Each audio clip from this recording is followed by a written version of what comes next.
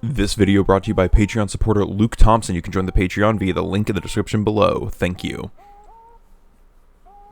Ricochet is a Generation Selects figure, and he's absolutely amazing. I love the details on here. He's a repaint of the Power of the Primes Jazz mold, and it's a mold I've wanted to get my hands on for quite some time. I love the gold accent details on here, the dark black color scheme, the molded details, how everything really compacts, and even the use of clear plastic isn't so bad. It's mostly regulated to the windshield and headlights. The engine has detailing here, which is not painted, but that's okay, as well as the front of the car is extremely well painted, something that we expect from Generation Selects, and I think that's what really makes this version shine. I've also given it Nightstick from Classic Cyclonus, mainly because that's what the United one has, and it adds the target match to this figure, that being Nebulon. It's a really good mold. I actually really like this, and I think it's a great addition to the collection, and it rolls really well. Overall, Ricochet is a fantastic little carbot. For comparisons, here he is with another Jazz mold, that being the Reveal the Shield Jazz, as well as Combiner Wars Laserfire, Machine Wars Hoist, and Dumpkun.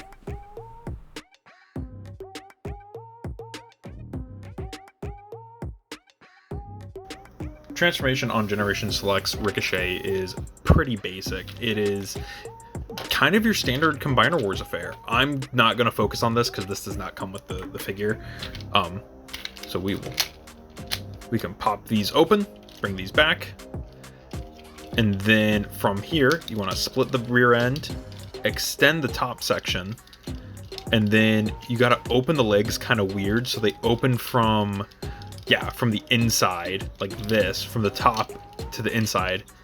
These fold out, push that down. Same thing here, fold it inside, bring it out, push until it clicks, and bring it down.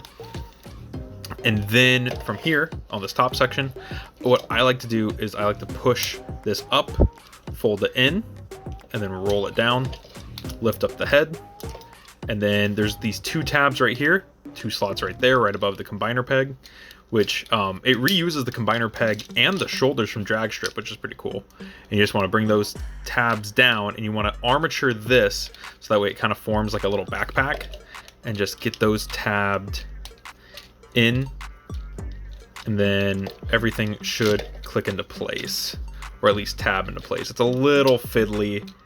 This copy is a little loose, but right there, and there we go. And once you got him in robot mode, he's a pretty actually good looking bot. And then giving him the target master, I like to make it left-handed because there's some comic panels where it's shown that he's holding it with his left hand.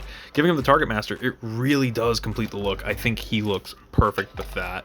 So there he is. There is Gen Selects Ricochet.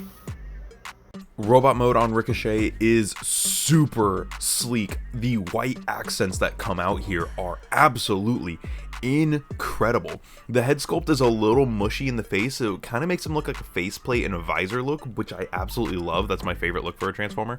The vented shins, the small hits of gold on the hips and the toes, it really looks good. And you give him that target master and he can start posing around like an absolute monster. I love this guy.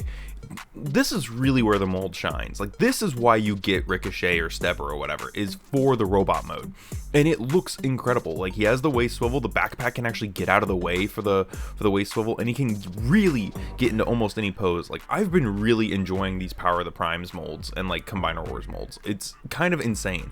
Again, much like other Combiner Wars and Power of the Primes molds, he does clean up really nicely, which is a great change of pace. He just looks great. It's a fantastic representation of this guy, and like, if you can't get the United one, this is a perfect replacement. Here he is with another Jazz mold, that being Studio Series Jazz. Here he is with Legacy Windblade,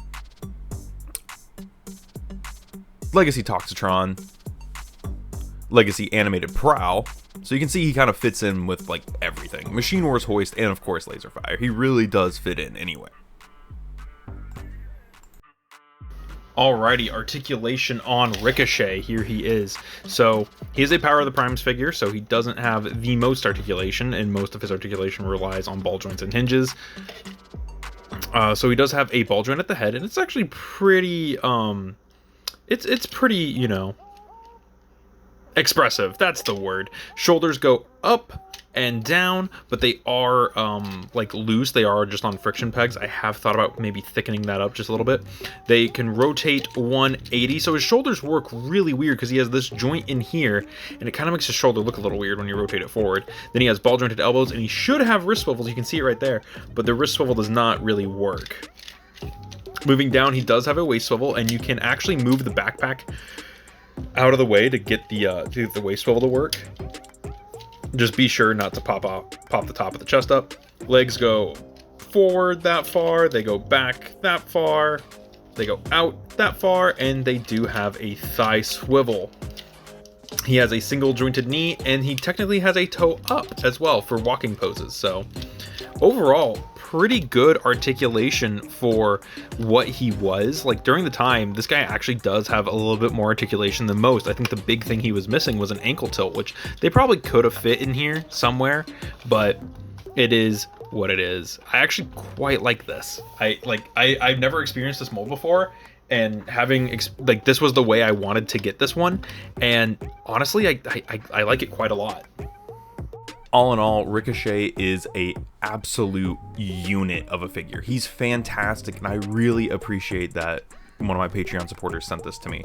He's a great figure, and I love the details that are on this, and it's a amazing way to add this mold to my collection.